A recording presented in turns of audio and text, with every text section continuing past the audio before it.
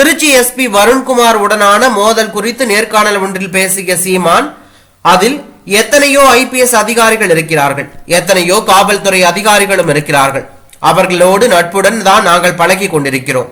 SP Varun Kumar உடன் மட்டும் மோதல் ஏற்படுகிறது என்றால் அது அவர் நடந்து கொண்டதிலிருந்து வந்தது.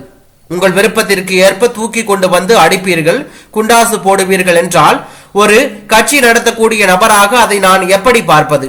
நீங்கள் நேர்மையாக முறையாக நடந்து கொண்டால் எங்களுக்கு பிரச்சனை இல்லை. நீங்கள் வைக்கக்கூடிய குற்றச்சாட்டு கற்பனையில் உள்ளது. உங்களை எதிர்க்க வேண்டிய தேவை எங்களுக்கு ஒருபோதும் இல்லை. எந்த அரசுக்கு ஆதரவாக வேலை செய்கிறார்களோ அந்த அரசை எதிர்த்து சண்டை போடுபவன் நான். அதில் நீங்கள் எந்த ஓரத்தில் இருக்கிறீர்கள் என்று கூட உங்களுக்கு தெரியாது.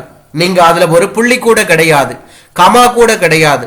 அப்புறம் ஏன் நான் உங்களை எதிர்க்கணும்? உங்களால் என்ன முடியுமோ செய்து கொள்ளுங்கள் என்று அவர் பேசி உள்ளது பெரும் பரபரப்பை ஏற்படுத்தி உள்ளது.